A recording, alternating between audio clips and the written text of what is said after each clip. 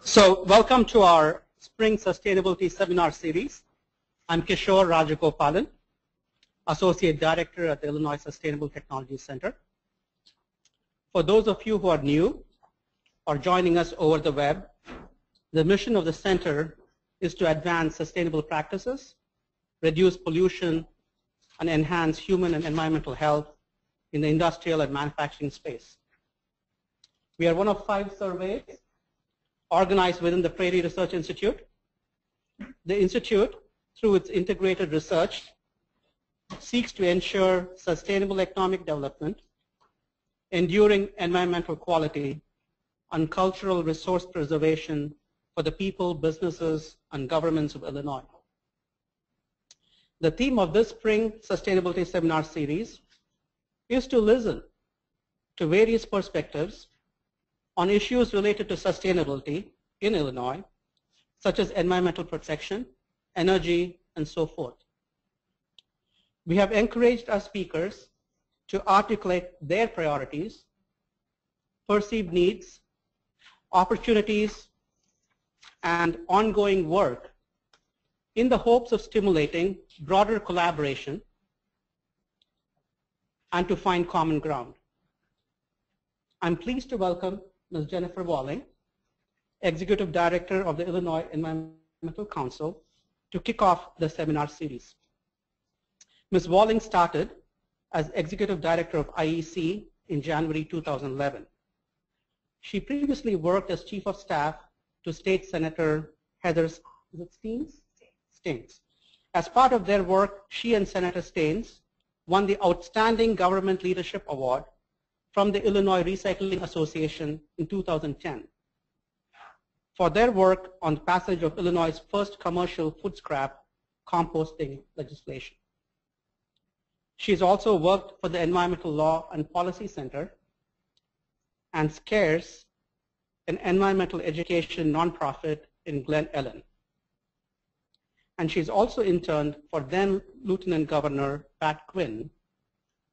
Jen obtained her law degree and master's degree in natural resources and environmental sciences from University of Illinois at Urbana-Champaign.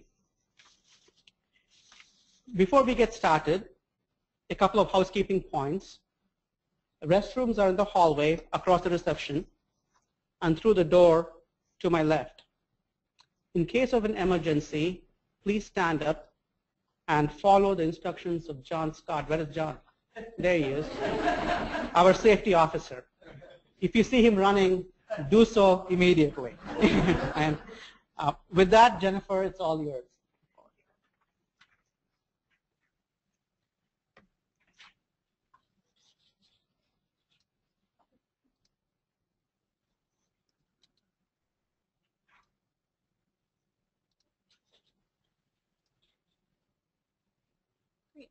Thanks, everyone, and thank you so much for having me here, and thanks for the introduction. As Ms. Commissioner said, I am a graduate at the University of Illinois. I have a bachelor's and master's in natural resources and environmental sciences here, and also a law degree. It's here from about 2000 to 2006, getting all of those. So I'm pretty familiar with some of the work that's been done here, but I really have appreciated learning more from everybody about what they're doing, and it really enhances just the policy work that I'm doing in Springfield.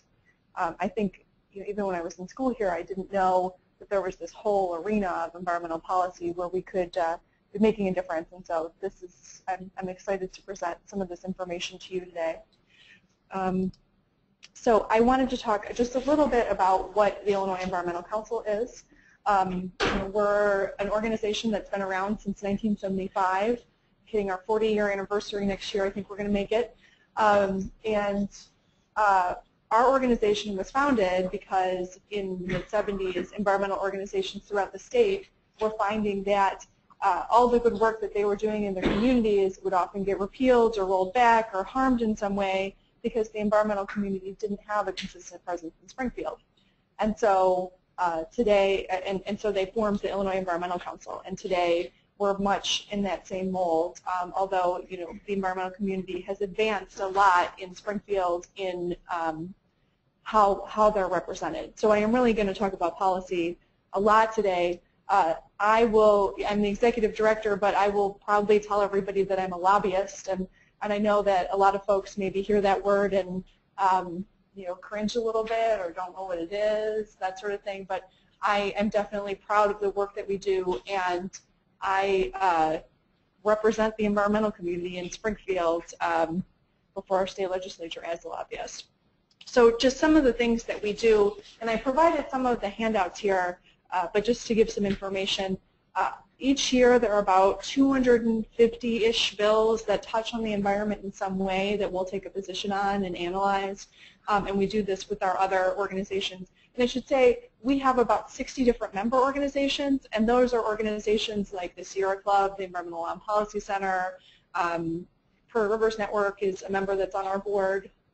We do a lot of work on Faith in Place. They're located out of here too.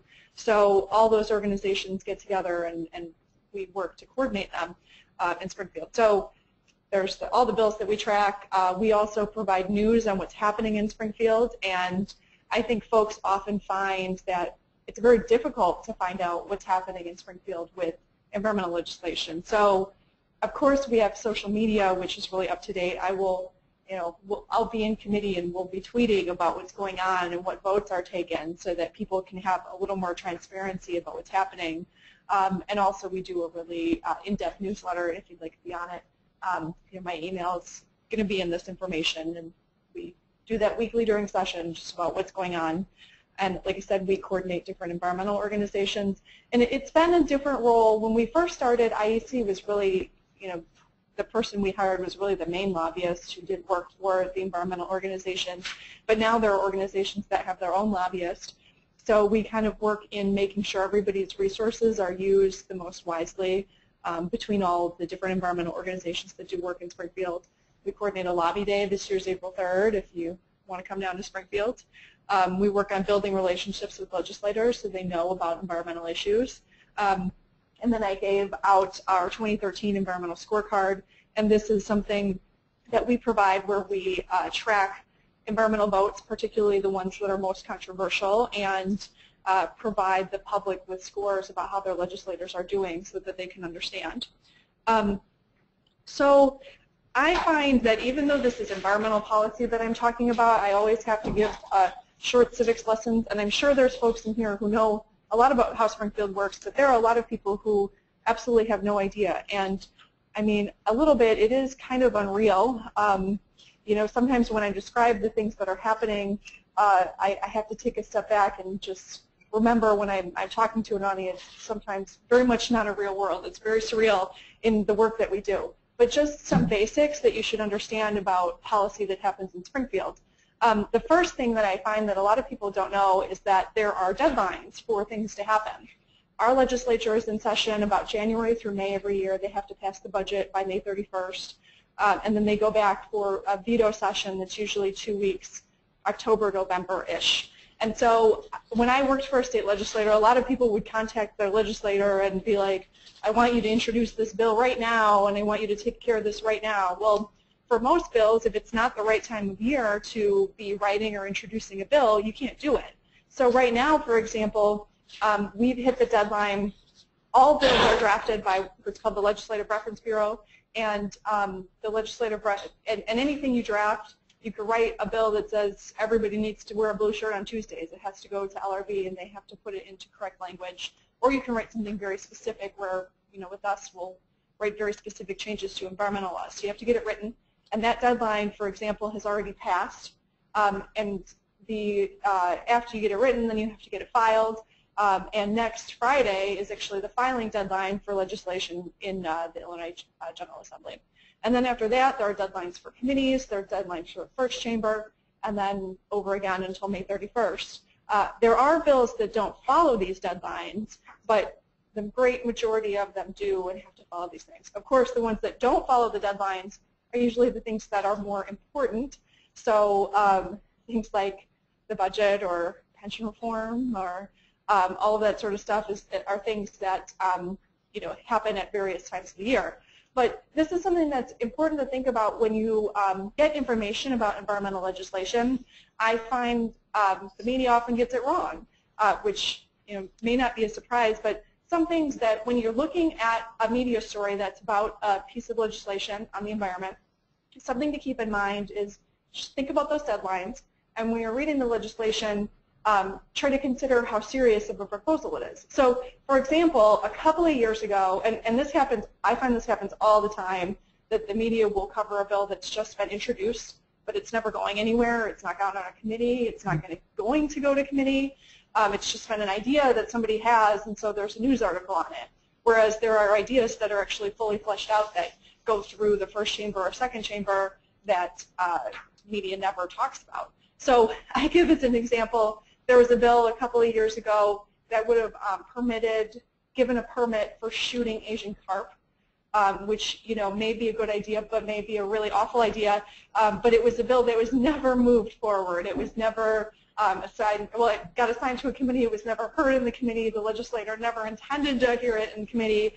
It just was introduced, and there were all these articles about it. And could we be shooting Asian carp in Illinois? But it wasn't really a very serious proposal that was going to move forward. So that's just something to take into account, particularly January, February, you hear about these proposals.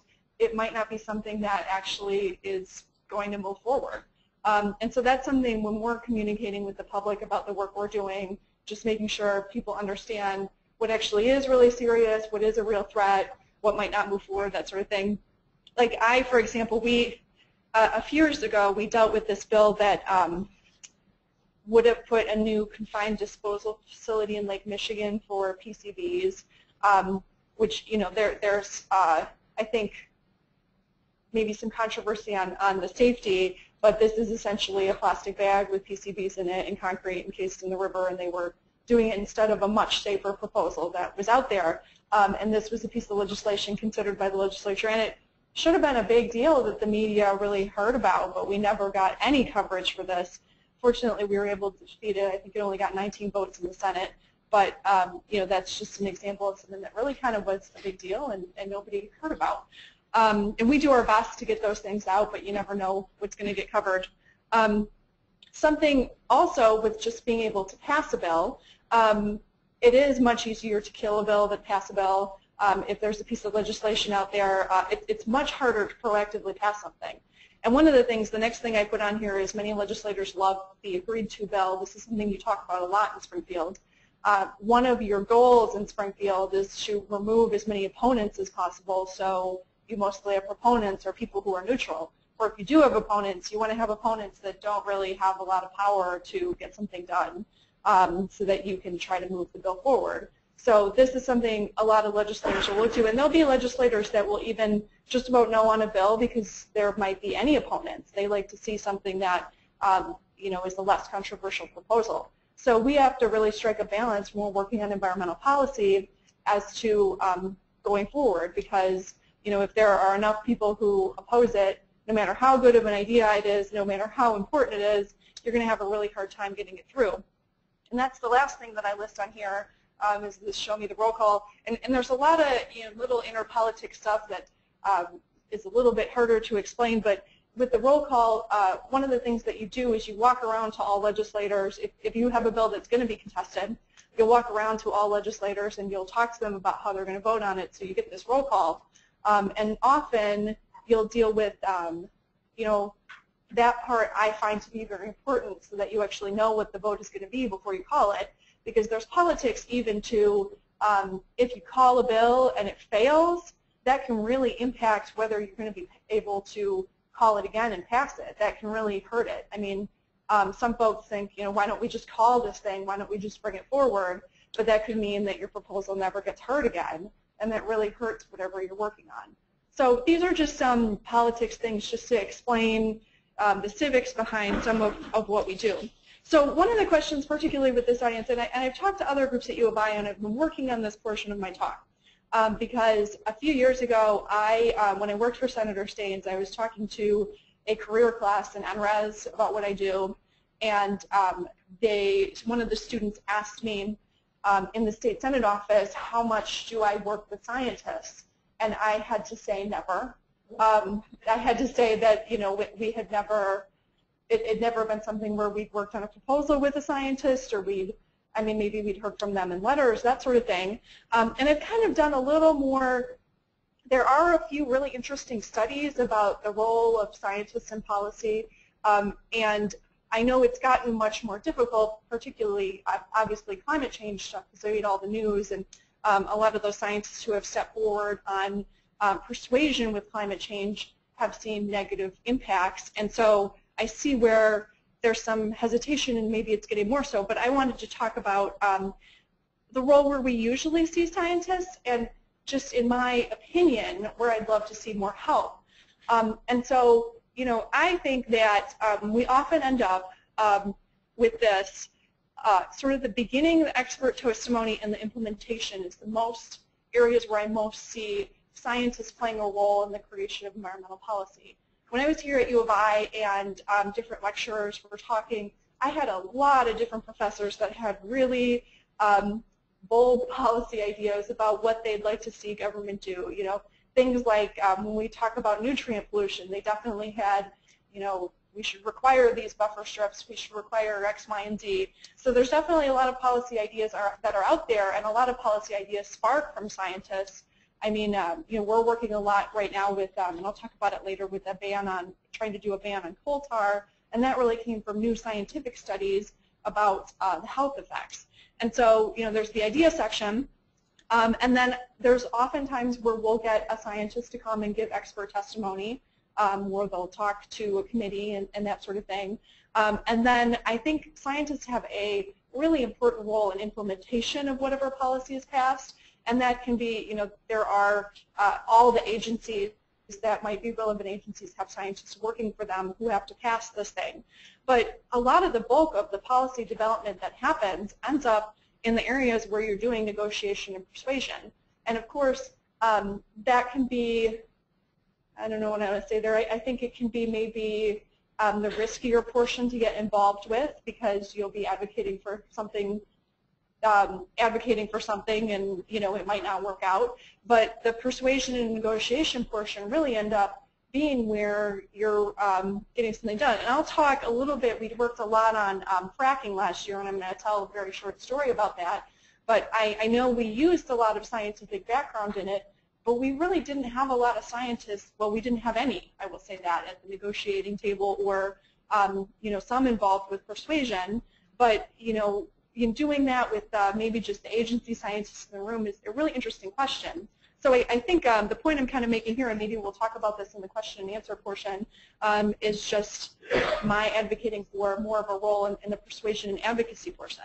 So when I put this up here too, because these are the two heads of the Green Caucus in the Illinois legislature, and one is Ann Williams from Chicago, the other is Mike Fortner from the suburbs, and he is a physicist at Fermilab. So I put, he's a scientist that we often work with a whole lot on getting legislation done. And he's the House Republican chair of the Green Caucus.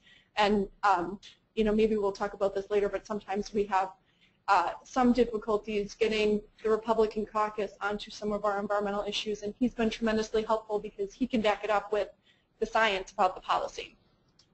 And this is just sort of the characters where we divide our policy into, and these are just sort of broad categories. I know there are more, but this is just something you think about when you want to pass a policy. So there are sort of these big four options. One of them, say you want to allow a new sustainable technology. For example, when he gave my introduction, there was a portion about the commercial composting law that we worked on. We found out there was a really tremendous barrier to commercial composting of food scraps in Illinois, so we worked on doing that.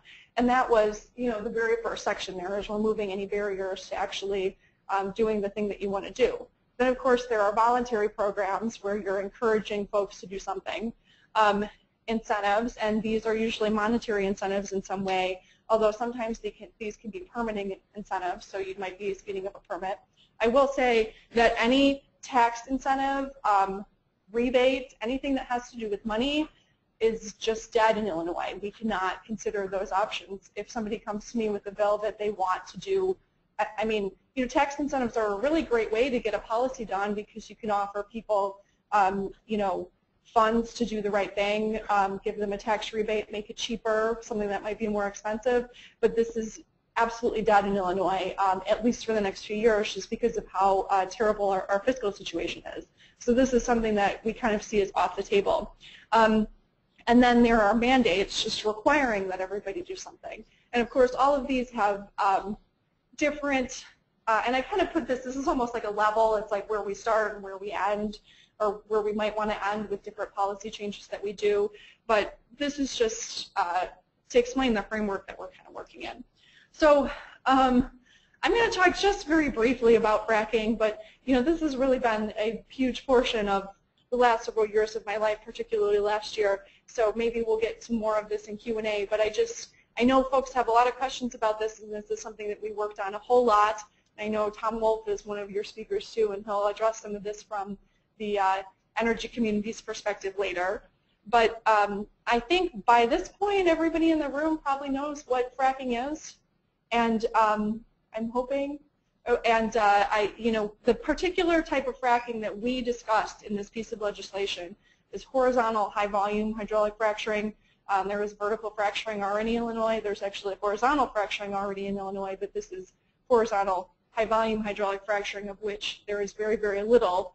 There was very, very little before as we were doing this. So to add some background to the story, we had heard about this issue almost 5 years ago. Before there was the movie Gasland, before this was happening, we had heard about some of the issues that were happening with this new type of technology in states like Pennsylvania, and we're really concerned. In fact, Faith in Place, Brian Sauter in Champaign was one of the first people to write a bill on this and introduce it. And when we first had to do this, we had to explain to legislator that Senator Frericks carried it from this area, and we had to explain to him what this was and really go into detail. And even the first few years that we wanted to try to pass something, had an extraordinarily weak bill. We had some stuff on chemical disclosure.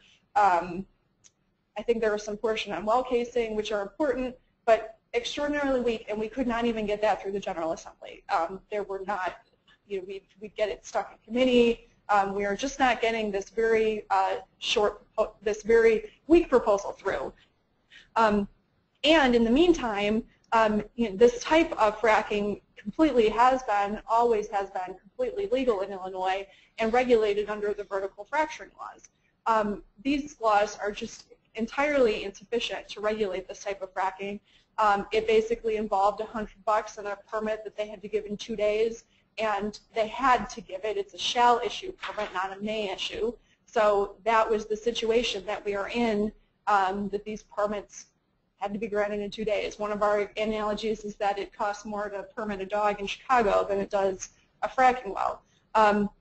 And so that was the situation that we were in when we started. And there are, let's see if I kind of put on that other one just some of the issues and the concerns that we deal with, but I'm not going to go too specifically into those, the environmental issues behind fracking. But something really changed over the years. This definitely has gotten a lot more attention, and particularly what pushed it forward was the Department of Natural Resources and the Attorney General's office at the end of 2012 looked at our weak proposal we were trying to get through and said, this isn't enough, and we're going to add our firepower to the work that you're doing. And so we definitely had supporters from those really big, powerful entities to be able to pass something.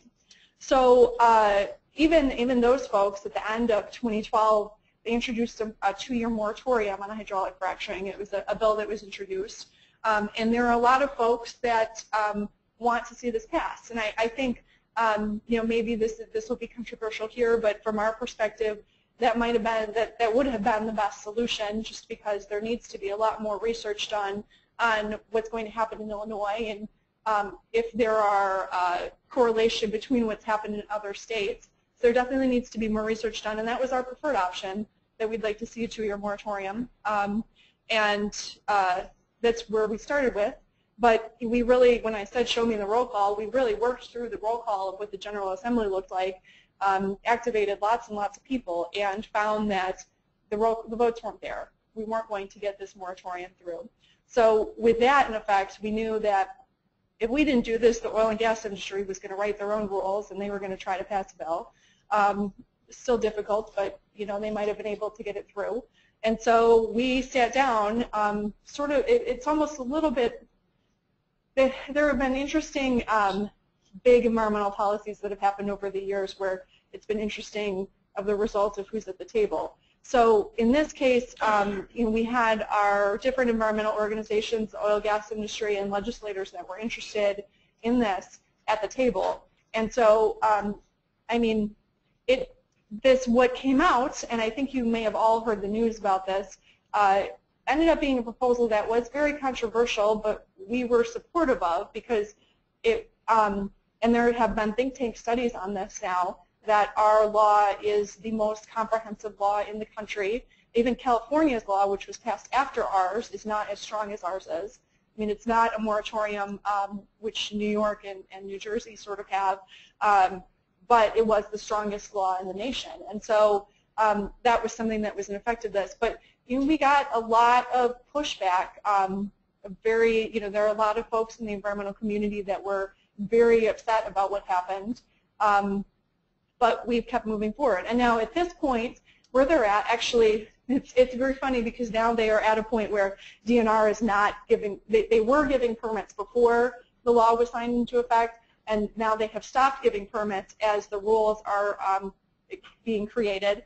And the first draft of the rules that DNR put out were very bad. And in fact, in some places that we think they were contrary to the law, and we probably would have won a lawsuit if we had gone after it. But there was tremendous amounts of public pressure, 5 different public hearings that thousands of people went to, 40,000 comments submitted to DNR about these, most of them against the rules. And so we think that we're really going to have a next draft that's going to be much better. But we submitted 23 pages of legal comments. So we're hoping that as the fracking rules go forward, that's something that's much better. But we're still watching out for it. And that's where this comes from. But I put in here it's a huge bill, and these are just some of the issues, just to give some key highlights of what ended up in there. And I did give a handout on the fracking bill that's here. Some of the things that I think are the best in it are things like we open pits, which where the fracking wastewater is stored, are not allowed in Illinois except under emergency circumstances. And you have to use closed-loop tanks instead, which are much better in terms of water and flooding and even emissions. And so that is huge because most other states have these big open pits where if it rains, that's getting into the surface water nearby.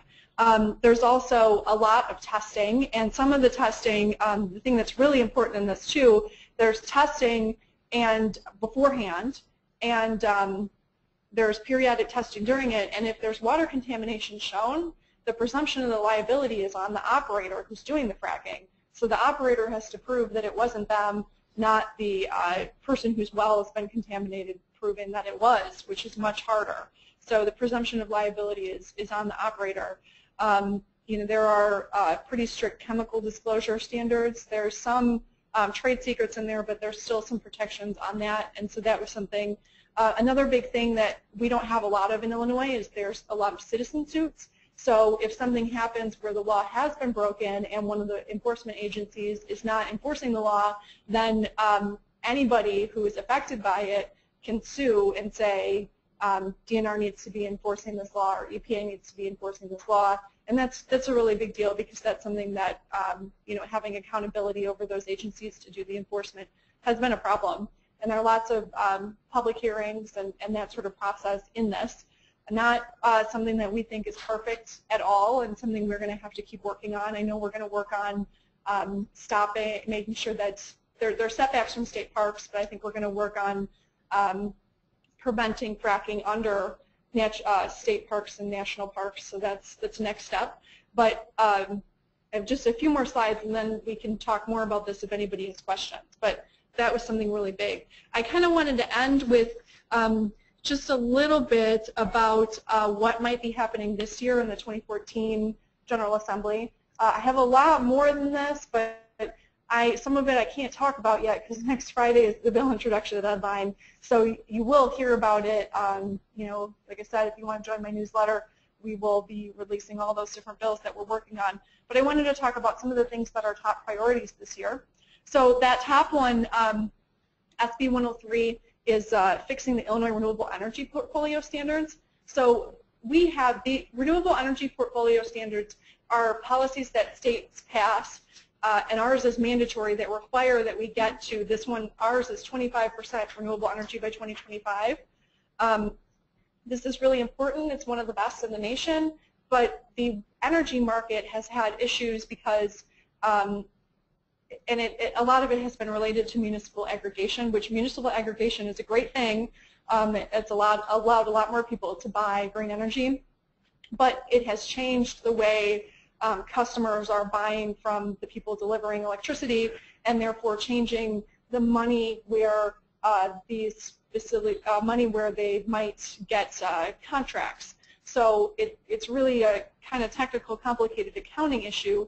But to give you the bottom line, in 2012 we built 800 megawatts of renewable energy in Illinois. In 2013 we built 0. In 2014 we might also build 0 until we're able to pass this fix. So it's going to be until 2018 until we could see new contracts for wind energy. And of course, there's things right now throughout those 5 years, they can be buying renewable energy credits, but they're likely going to be buying them from other states where they're cheaper. But this is a bill that really helps with a more stable market for renewable energy in Illinois. So that right now it's SB 103. I don't know if it will be when it gets through. Senator Frericks has been sponsoring that, and Senator Harmon in Senate leadership has been working on it. So we're really hopeful that we can get that one done this year. It's really very important bill. So the other two I have on here, the next one, we have these really interesting studies, and I think these will be of real interest to folks in this room. I don't have fact sheets today, but we just got them introduced. So in the Senate, the urban flooding study is SB 2966, and the water loss study is SB 3047. There are different changes that we want to be making on urban flooding and water loss. And so the urban flooding one, Center for Neighborhood Technology has done this research on homeowners' homes that are damaged, and they're finding that a lot of it, there is floodplain flooding, but a lot of new flooding is in places where there are not floodplains, and it's from poor stormwater infrastructure. And one of their goals is to really get more green stormwater in and green stormwater infrastructure in, and better ways to deal with stormwater in a way that conserves water and protects water quality. And so this study is going to be a full statewide study on urban flooding and changes that can be made. And so that will be an important one. And the other one is on water loss. So it's a study on leakage from different water utilities. So this is something that I think the rest, well, they have an estimate on how much water is lost through these, and there's a new accounting method that the M36 accounting method that they want to get to, where all utilities are going to have to be looking at water loss and actually studying their leakage. So these will be really interesting studies. So there's those two bills. Next one, I talked kind of about the coal tar ban. So Minnesota's banned coal tar, and we are definitely looking at doing that here. Just there's been new studies on the health effects and the cancer risk and air problems from coal tar. So that'll be something we're looking at getting done this year. Next one on there, there's the Clean Water Initiative, and this is something the governor's done. He's been really aggressive about expanding the state revolving fund for clean water projects, and this really was focused on wastewater treatment, but now it's expanding the number of projects that are available to the state revolving fund and expanding the amount of money through different bonding and work with the federal government. So those are the two bills that have been introduced so far, and we are working on tweaking those just a little bit to see if we can get those to prioritize projects that do a better job of water quality and conservation, particularly with stormwater. So that's something that we're working on this year, and that one's going to be a big deal. But that'll be a really big impact in what communities are able to borrow to get this. Maybe not as much down here you've heard about, but there's been a big issue with Petcoke Dust, and this is petroleum coke. It's this byproduct of oil refining, and with tar sands being refined, there's just a lot more of this petroleum coke that's out there. And so there's areas in the southeast side of Chicago where this petroleum coke is being stored, and it's very similar to coal. In fact, you have to actually chemically test it to be able to tell the two apart. You can't just tell it by looking. But the physical properties, they're still studying it, but it seems to be that the physical properties are very different, and dust control methods that have been used on coal dust are not working on petroleum coke. And so there's been pictures from the southeast side of Chicago where there's been big plumes of black dust. You know, I saw pictures down there. I don't know why this is the thing that's affected me, but residents that went outside for a picnic and came back in and their whipped cream pie is covered in black flecks just from being outside in their backyard. And so this is something the city of Chicago is working on an ordinance, but we also want to make sure that this doesn't spread to other parts of the state. They're not just going to move downriver and not take care of this product in the way that they should. And in fact, you know, the oil is being refined in Indiana, and the petcoke can't be stored there because Indiana has better regulations on the storage than we do, so they bring it here. And so we're going to look as they bring it. You know, we don't want it to come downriver in different areas, so we're working on making something that's more statewide. We're also working on a bill that will standardize farmers markets. So one of the issues, we're really big on local food issues and trying to get food, I mean particularly food that there's some stewardship in growing, but local food that's grown here, specialty crops grown here in the hands of consumers and schools and all that sort of stuff. But we've had a problem with farmers markets that they'll have different regulations in each farmers market, and it makes it hard for farmers to go between the different markets to sell their products. So making those public health rules more standardized. And the other portion of this that I really like is a transparency portion. So it would require, I mean, and there's new federal laws that will require this too, but it would require that the booths at farmers market tell you where the product was grown. We're working with the Illinois Stewardship Alliance on this, and this is partly to combat you know, resellers will buy products from a wholesaler that are maybe grown in California, and then they'll sell it here, and it's the same stuff you're buying in your Schnucks, but they're selling it at the farmer's market for a higher price. So adding that transparency, so when you're buying from a farmer's market and you're assuming that it's grown locally, you can tell whether it has been or not. So that's something that we're working on.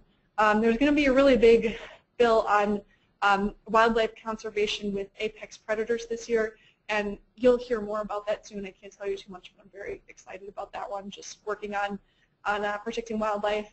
And then we're doing a lot of work with Prairie Rivers Network, especially on regulations of concentrated animal feeding operations. There's different things with those. There's environmental control, there's local control, and there's dealing with some citizen suit provisions on those that we're definitely going to be working on going ahead. I know we want to do more work on nutrient pollution, but that is one thing that, as I spoke about earlier, there are some real good policy ideas that maybe are never going to be bills that we pass because there's just so much politics behind it. So thinking about new ways to implement that policy has been really important. So that is really what's going on next year. This is my contact information, and I'm leaving us about 17 minutes for questions, so I hope you all have a lot of questions. So go ahead. Thank you so much.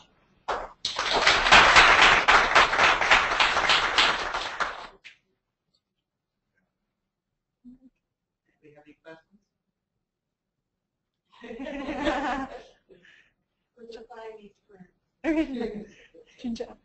John, do you want to go first?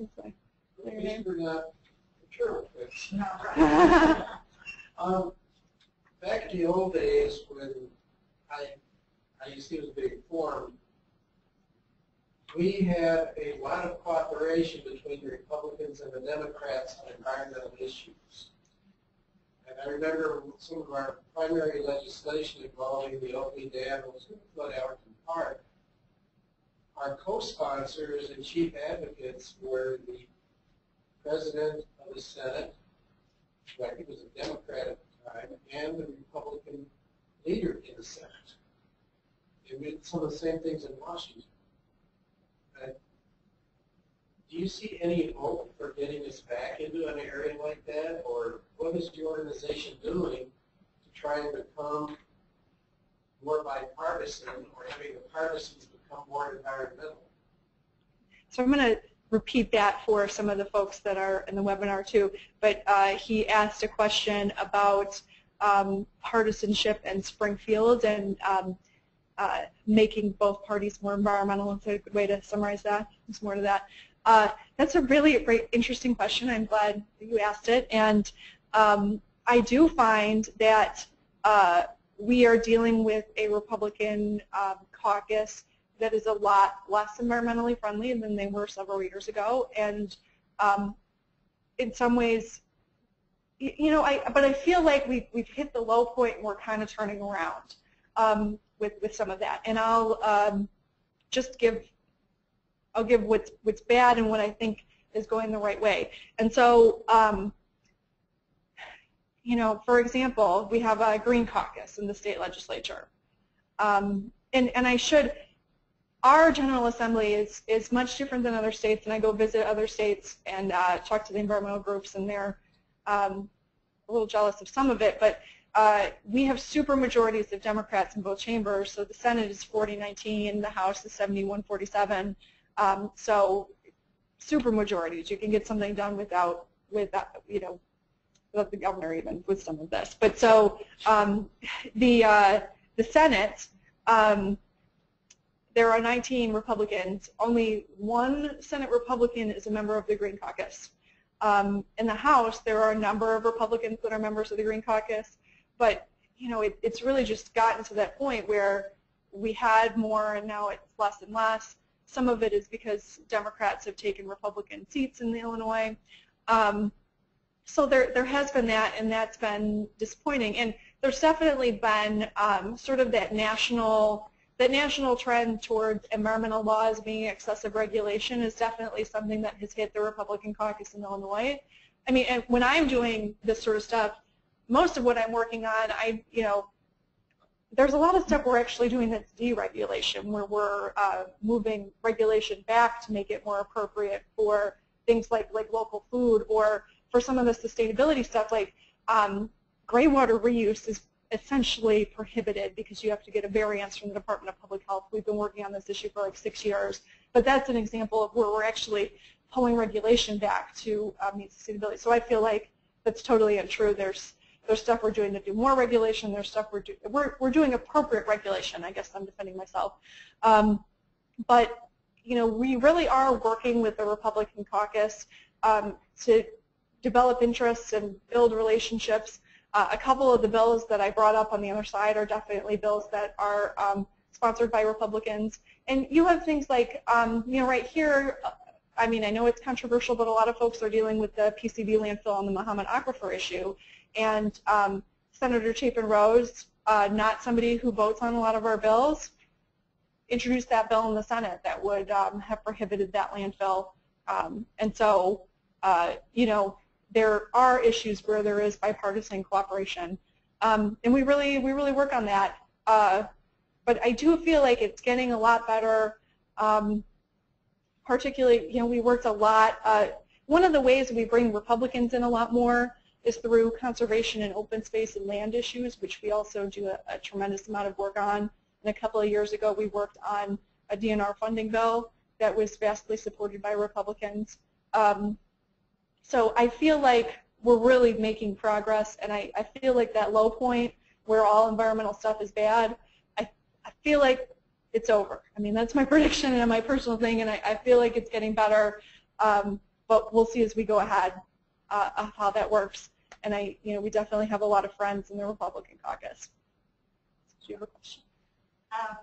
I'm intrigued by your comment concerning scientists being involved this process. Could you talk a little bit more about that? And now we have a room full of scientists. I'd love to hear from them or wider national organizations so I can step forward more to help on any of these. Sure. So the question in the comments that I made about scientists. That's good. Okay.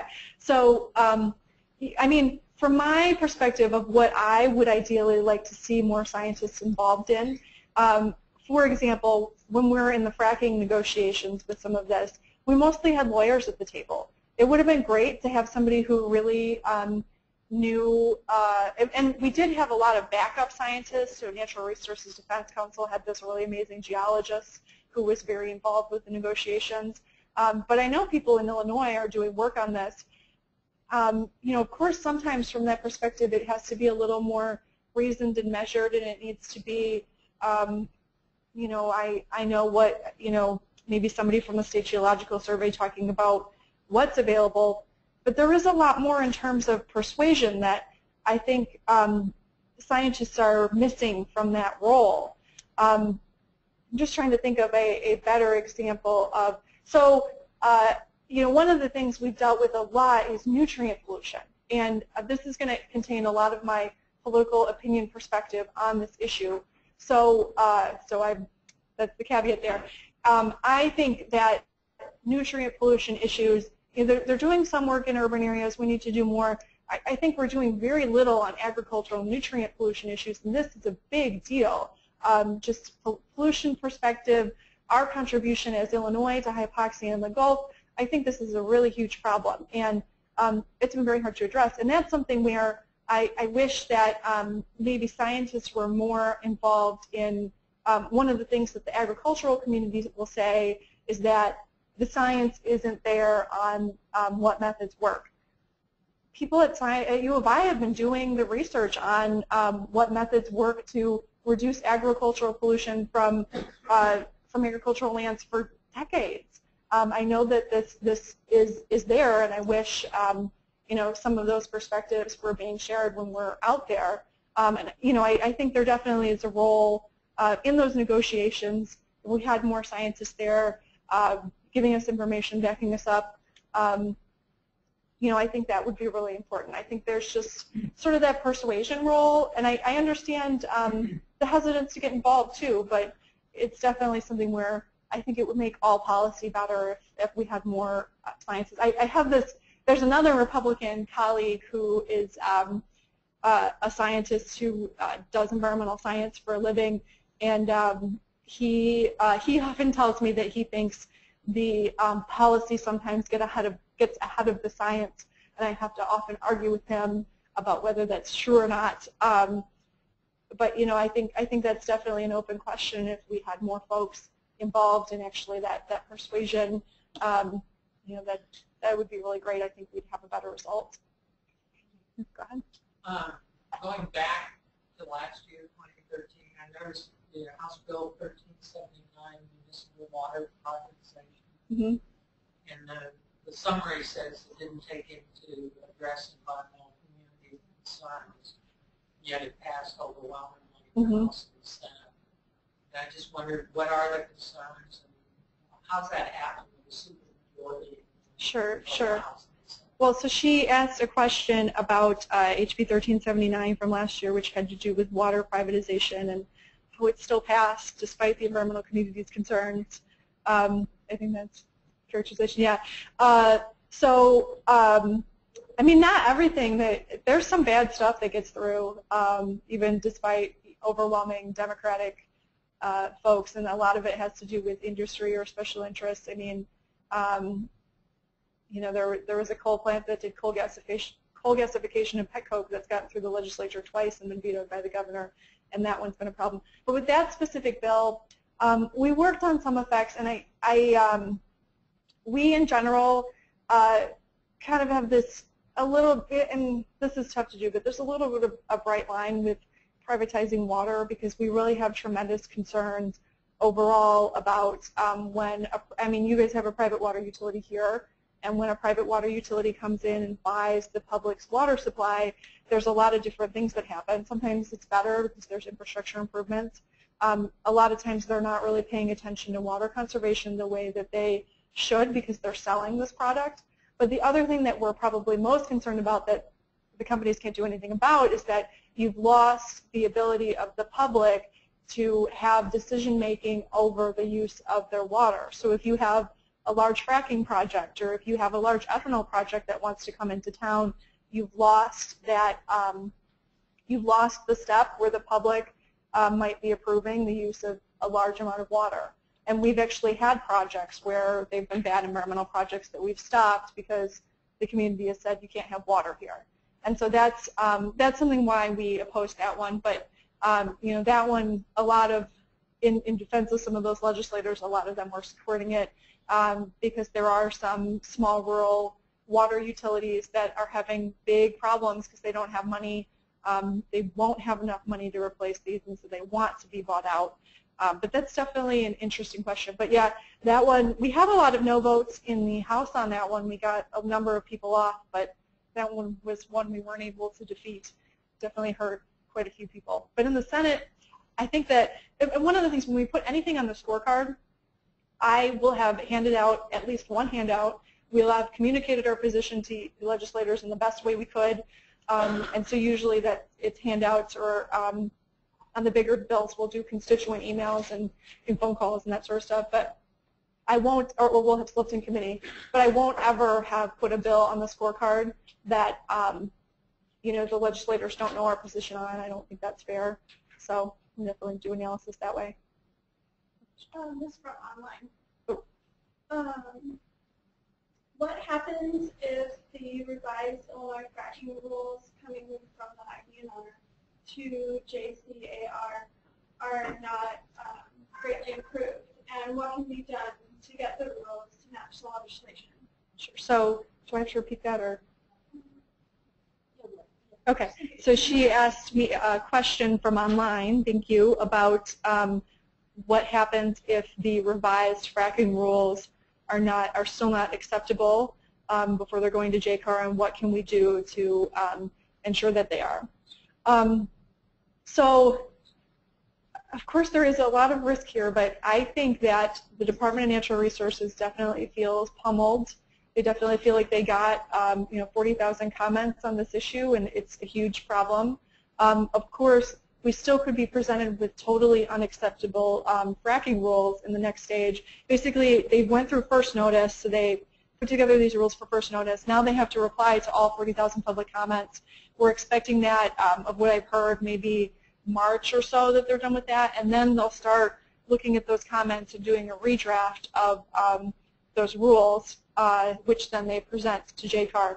And so, there's definitely there's somewhat of a role for the public still, just in letting legislators know that they think this is unacceptable. But some of it right now is a little bit of a waiting game to see what actually ends up getting promulgated and what the department's thoughts are going to be on this. So after that point, we really have to be contacting the JCAR members. This is the Joint Committee on Administrative Rules. It's a committee that is 6 Republicans, 6 Democrats that approve the rules. And if you want to block them, you need to have actually 8 legislators vote to block the rules. But it also puts us in a really unfortunate situation, because if they block the rules from going into place, there are limits in the statute where we might be going back to a point where they do give permits and it's totally unregulated fracking, which would be really unfortunate. But we're going to fight if these rules are still very bad. I think it's waiting for a little bit, but then getting to the point where we're contacting JCAR members to let them know that these rules need to be revised. And the JCAR members do have a lot of ability. They have an executive session where they have a lot of ability to fight for better things to be part of that draft. So I'm really feeling a lot better, though, about our possibilities of making these improved rules. And I could be wrong, but I generally have a good sense of what I know, predicting the future here. But I feel like what happened over first reading will really push them in the right direction. So I think that's good.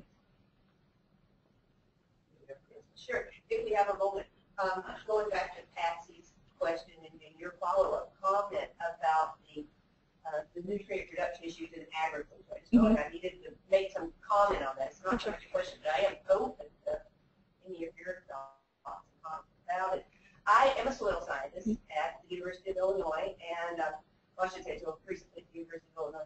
though I am still associated. I came here in 2010 from North Dakota, where I was working actually on hydraulic fracturing and restoration of hydraulic fracturing and oil roadways. But primarily, I did some of that work, but primarily my work has always been in sustainability issues, and I focused in commodity crops. And so since 2010, I've been here and I've been doing research in different sustainability, conservation, tillage, and nutrient management issues. And I've been presenting at grower meetings, but mostly at scientific meetings, because I'm a scientist, you know. But then last year, the Illinois corn growers approached me about helping them with some of their nutrient reduction strategy issues, and they convinced me to accept that position working with them, and I've been working with them actively. I did it with the condition that I could maintain an adjunct position in Natural Resources and Environmental Sciences Department. So these groups are keenly aware that there are nutrient issues. Corn growers are aware of it, and so I'm working with them, and I welcome go for any of you that might be able to do some kind of insight about it. Yeah. They are sure. aware. Yeah, and I know they're definitely aware, and in fact, there's so much so, you know, there's this Nutrient Research Education Council that the agricultural interests really work to put together, and it's a voluntary tax on fertilizer that is paid, and that goes into this Nutrient Research Education Council, which funds research. I just, you know, from our perspective, we definitely want to, you know, and this is where we differ a lot from some of the agricultural interests, is that we want to see that be a lot more aggressive. Maybe, I mean, our ideal is mandatory best management practices, but of course that is far away, and I don't know that there's a lot of political possibility for that to happen. So somewhere, something in between. It's something that we haven't worked on a ton. The state legislature really hasn't considered a lot of those proposals. You know, so that's definitely where we want to see. But I know they're aware of it, and I know that they know we're not happy. We'd like to see more done. So makes sense. I have two more questions. Okay. So, Does the U of I use 60% of the coal for its energy here to provide? And second of all, pertaining to the coal tar bill on HB 4599, what effect does it have on the industry in Illinois? So your first question was, does Illinois use 60%? University of Illinois, 60% of coal we use here for energy here? Yeah, you know, I mean, maybe I don't know where we're at with coal usage at the University of Illinois now. I know that the overall mix in Illinois is pretty heavily nuclear, with you know, a vast majority of others coal. But I know Illinois has its own. I don't know. Is Abbott still up? I don't know where this is. But Abbott, I know they're getting coal and natural gas. They're committed to going to natural gas. Yeah, so they're using more and more natural gas. So I mean, does that answer what you're asking? I don't really know the exact content. And you know, some of that is really interesting because you know, we have two different grids, PJM and MISO in Illinois, and you guys are kind of a little bit separate from that. So, and then the other question is about the coal tar industry. I am sure the coal tar industry will not be happy about the bill that we'd like to pass. And I mean, I know that they weren't happy about it in Minnesota. I mean, you know, that's one of those issues where, I mean, you know what, we're really looking more into that process. I mean, a lot of these issues, I know that some of what we have has a negative effect on that type of industry, but there are other types of pavement that are a lot more environmentally responsible. And so looking at those type of things instead, different types of sealants, is something that, you know, we'll definitely see a growth in alternatives to coal tar. So, you know, that's a different economic benefit. I'm sure it will very much hurt the coal tar industry in Illinois, and that's definitely a side effect of the bill. Do you have a question? Yeah. On the renewable portfolio standard bill that you're running, you would explain that the construction of new renewable energy in Illinois has fallen off. The old or the existing legislation allows utilities to buy renewable energy credits from out of state. So, you know, how are you making a connection between starting renewable energy projects, jobs in Illinois. Yeah. with this legislation? Well, so and folks may be asking too, like there's a lot of problems. So his question was about the renewable energy portfolio standards and how the current legislation allows the purchase of renewable energy credits. So how are we working towards this industry in Illinois? And so that is true, because we did start with the original bill had a sunset in it where there was it required Illinois only wind and solar. But there are U.S. constitutional problems with requiring that the energy be only from Illinois, because that violates the Commerce Clause technically, although nobody's really taken that to court. But so the legislation does allow renewable energy credits, and so those can be sometimes a lot less preferable for several reasons. One of it is that we're not getting the jobs and economic benefit and the political power of those industries in Illinois. But the second is that sometimes we're really buying really unpreferable RECs because there are other states where they're getting state subsidies for their building the renewable energy, and they're not taking up the REC. And so we might be, you could be buying a REC from somebody who is already getting the benefit of the REC through their state, and that's really unfortunate because those are much less expensive. So they do allow RECs, but the specific tweaks to the legislation, part of it is, the Illinois Power Agency does procurement of those contracts for renewable energy, and so they've been able to do these procurements where we've had a market for that power in Illinois. And part of encouraging the development in Illinois is making sure that there is that market available. There are those contracts available. I mean, I don't know that we're going to be able to get long-term contracts that we preferred, but at least it's a contract, and it's something that has to be here rather than the piece-by-piece stuff. And part of the problem is because that part, the IPA procurement, was really for ComEd and Ameren customers, and now with 650 or so municipalities aggregating, they're moving over to what's called alternative retail electric suppliers. So that's things like Integris, MC Squared, like those sorts of companies. Or before your municipality aggregate, you might have been offered companies that will deliver, and it's still the same energy. It's still ComEd's wires. It's still ComEd stuff, but it's just being delivered by somebody else. And those customers, the Aries customers,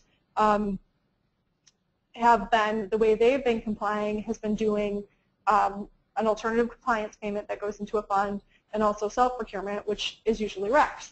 And so the solution that we're working towards is changing that ratio of the alternative compliance payment and the self-procurement, so there's less self-procurement, but also making it's really just an accounting issue, because there's the account where the ComEd contract money goes, there's this account where the Aries money goes. One account actually can't even be used statutorily because so many customers are not with ComEd anymore. And so it's really making that money available so that folks who are building this energy in Illinois can have stable access to it to have this stable market. And that's really the solution that we're going towards, just the stability. And this has nothing to do even with the production tax credit that we've gone down. It really is our problem with the state and having that stable market and the stable financing to be able to build these projects. So there is a lot more, and Environmental Law and Policy Center knows a lot more about those. They've got some stuff on their website that I would recommend going to, but that is my best technical explanation.